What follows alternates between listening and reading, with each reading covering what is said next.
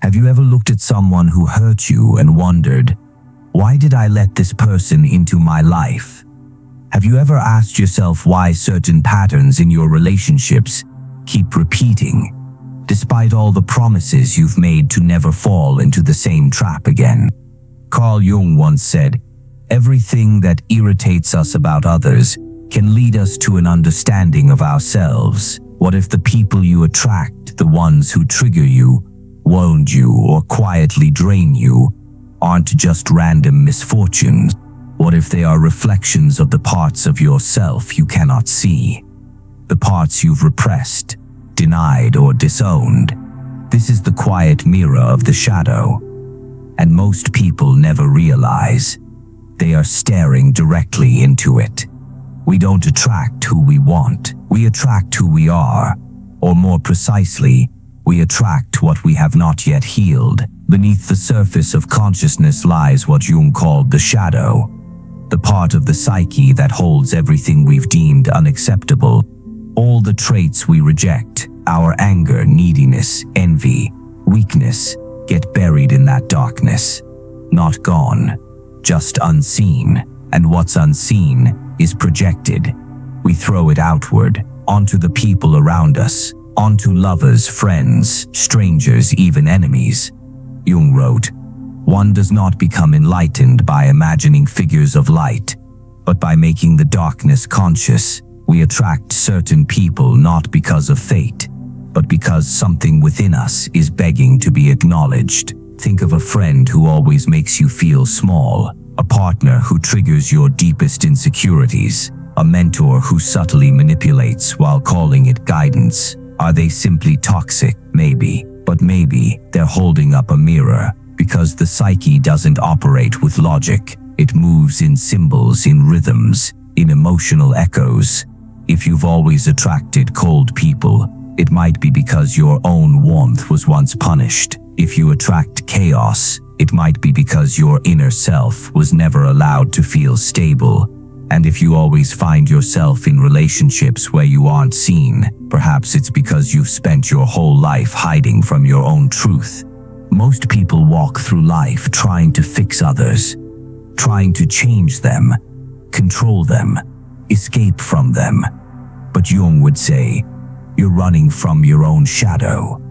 Because the shadow doesn't only live in strangers, it lives in your attractions, your obsessions, your triggers, your fears. In truth, the people you attract are messengers, symbols, reflections of the unconscious.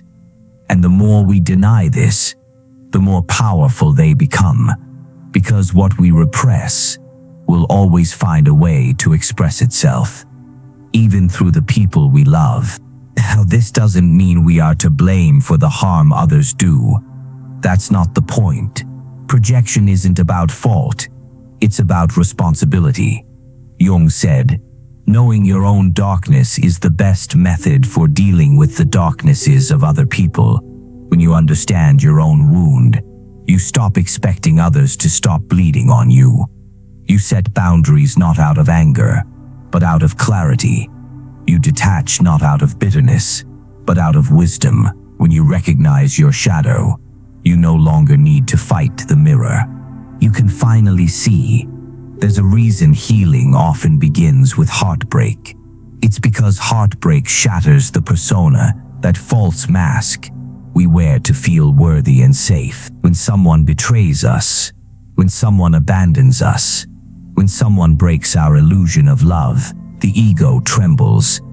And in that trembling, the shadow starts to speak. You begin to realize what you tolerated, what you chased, what you feared, was always tied to an inner absence. The people we attract become the voice of our unconscious.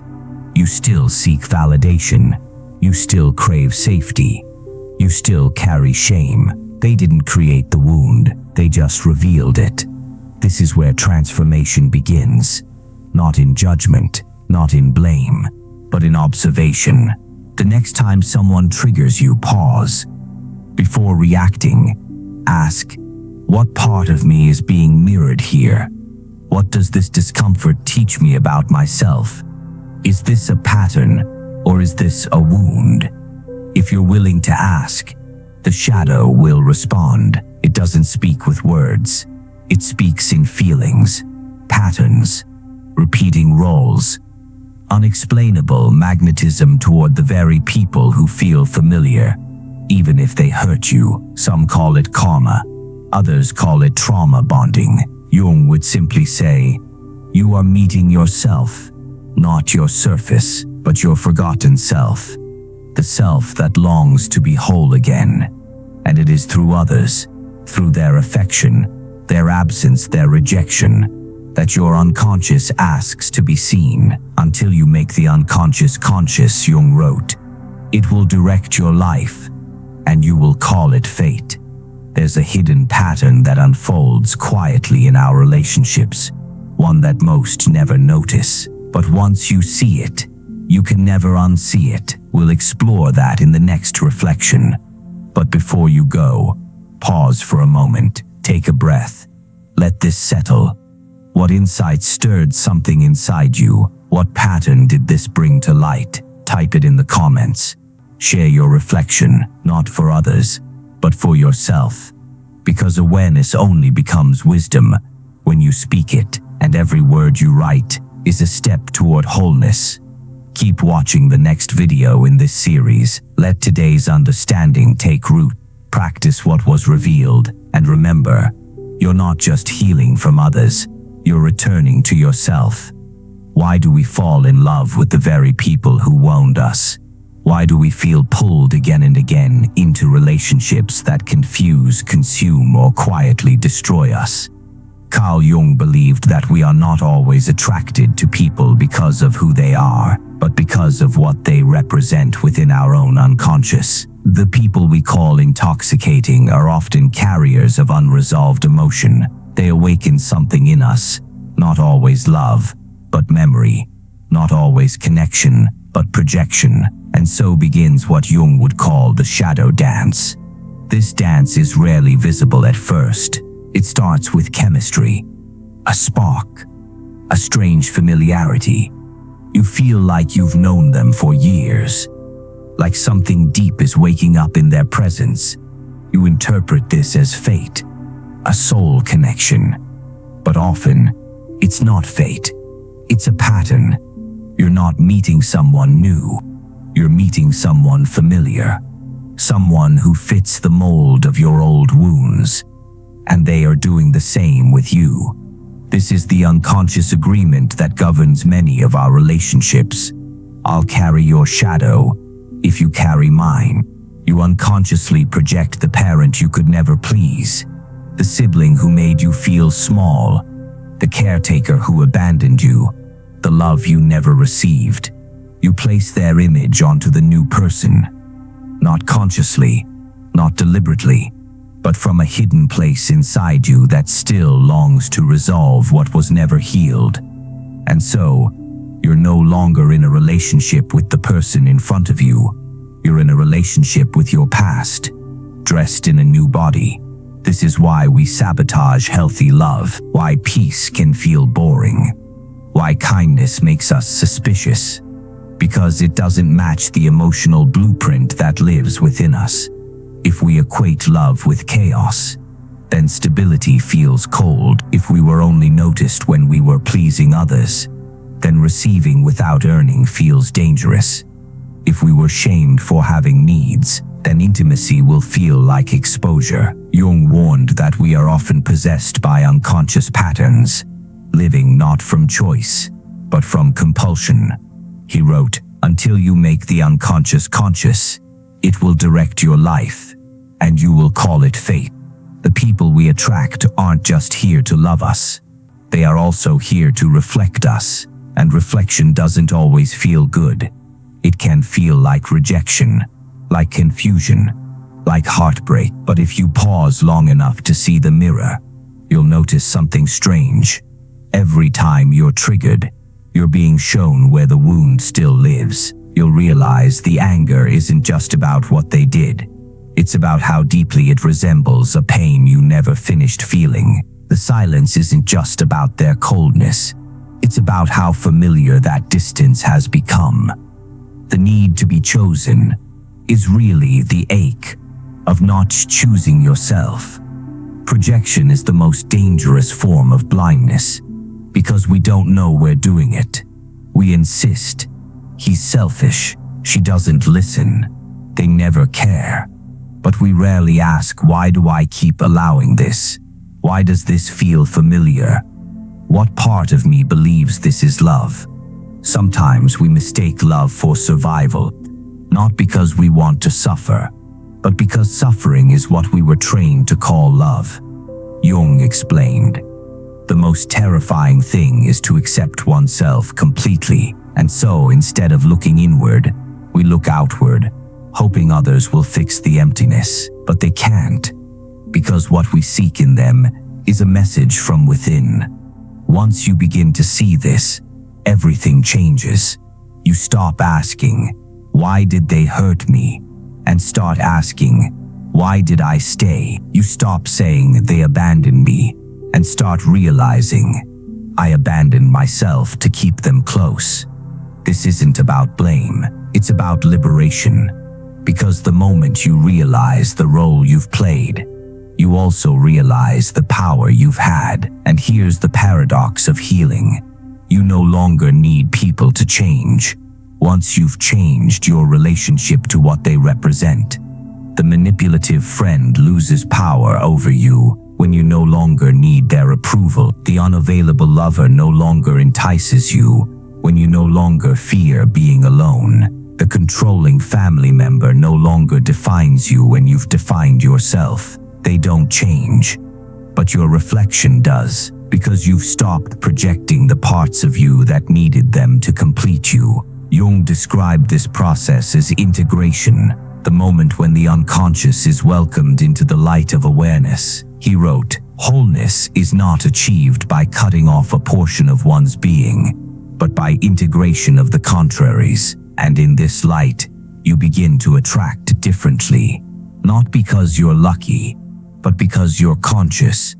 The question then becomes, what parts of yourself are still asking for attention?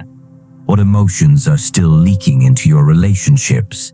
What unconscious promises are still being kept through pain? Because the shadow dance ends the moment you choose not to dance back. It ends the moment you choose to pause, observe, and listen. It ends when love no longer feels like chasing, when validation no longer feels like survival, when presence no longer feels like a threat. And in that stillness, something else begins. A new kind of magnetism, one that's not rooted in fear or compensation, but in truth.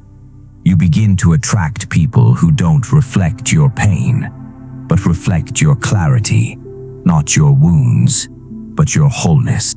There's something even more mysterious behind all this, something ancient and deeply spiritual, and it lives within your relationship to solitude, to silence, and to the self. That's what we'll reflect on next. But for now, pause. Let the realizations land. What emotion did this uncover?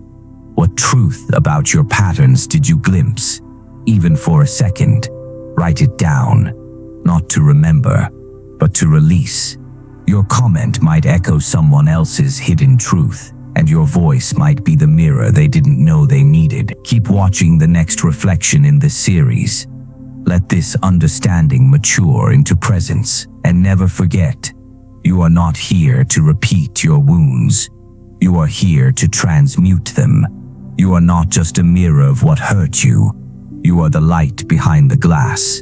Most people think the journey of healing ends when the pain is gone, when the trauma is named, when the pattern is finally broken. But in truth, that's only the beginning, because once the wounds are no longer bleeding, you're left with something far more difficult: silence, space, a self you've never met without pain. And it's in that quiet, after the storm, that the real work begins. Carl Jung didn't believe healing was simply about fixing. He believed it was about remembering, reclaiming, reuniting with the parts of ourselves we had to exile in order to survive. He wrote, "People will do anything, no matter how absurd, to avoid facing their own soul, and yet, the soul waits. It waits in the quiet, in the discomfort, in the relationships that didn't work, in the life that feels like it's missing something, not because you're broken, but because you've forgotten who you are beneath all the roles, masks, and projections. What happens when you no longer live from the shadow? What happens when the people who once mirrored your pain are no longer needed? You start seeing differently, not just others, but yourself. You see the younger version of you, who tried to be small enough to be loved, who gave too much and asked for too little, who confused being needed with being wanted. And instead of judging that version of you, you begin to hold them. You begin to mother them, to father them, to offer them the presence that was once missing, and something deep begins to shift, a returning. This is the part no one tells you. Once you stop chasing love that hurts, you have to sit in the void that chasing was distracting you from. You begin to notice how silence once terrified you, how stillness made you restless, how being alone felt like punishment. But now you begin to reframe it. Solitude becomes sacred, silence becomes signal, and the emptiness becomes space for something real. You begin to attract differently, not just people but experiences, environments, ideas, and paths. You're no longer pulled toward intensity, but toward resonance, no longer magnetized by what feels familiar, but by what feels true. And sometimes that means fewer people, because healing also means losing access to the drama that once kept you busy, to the relationships that fed on your confusion, to the identities you used to survive. It means walking away, not in anger, but in clarity. It means saying, "I love you, but I can't carry your shadow anymore. I see you, but I choose to see myself now too. I forgive you, but I return to me." And when you do that, you open the door to something far more subtle, something Carl Jung spent his life exploring: individuation, the becoming of the self, not the self shaped by conditioning, but the one born from inner wholeness. He wrote, "The privilege of a lifetime is to become who you truly are. This process is not loud. It doesn't happen in the chaos of the world. It happens in the chambers of your inner life, where the ego surrenders its need for control, and the soul begins to speak. You realize you are not the pain you carried, not the roles you played, not the wounds you survived. You are the awareness behind it all. You are the stillness that watched it unfold. You are the witness, not the wound. And here's what's most beautiful. As you integrate your shadow, you begin to feel less separate from others. Judgment softens, comparison fades. You no longer need to make someone wrong just to feel right. You no longer need to shrink yourself just to be accepted. You realize that person is in a pattern, just like I was. That person is projecting, just like I used to. You don't tolerate abuse, but you also don't confuse protection with hatred. You begin to love with boundaries, to speak with compassion, to see with clarity. You no longer attract people from your wounding. You invite people from your wholeness. And if they can't meet you there, you bless them and let them go. You become a mirror of something else entirely now. Not a mirror of desperation, but of depth. Not a mirror of trauma, but of truth. And this is what creates a different kind of relationship. One not based on completion, but on companionship. One where both people take responsibility for their shadows. Where love isn't an escape, but a reflection of what's already been found within. Where presence replaces performance. Where honesty replaces illusion.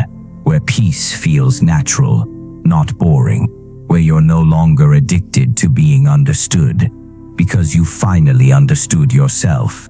The journey back to the self is never easy. It asks you to lose illusions, to mourn who you thought you were, to outgrow places, people, and patterns you once called home.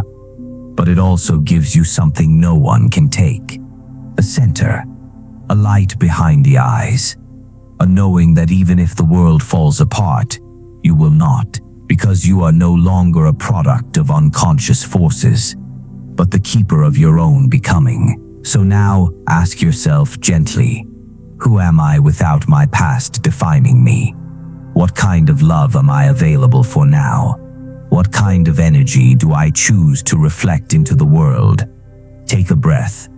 Let these questions settle. You don't need to have all the answers, but honoring the questions is the first step to living them. Comment your reflection below. Write for your future self. Write as if your soul is watching, because it is. Thank you for walking through this series. Let the silence after this become your teacher. Let the peace within you guide your next steps. You are not just healing, you are becoming, and the people you attract from this point on will no longer reflect your shadow, but your light.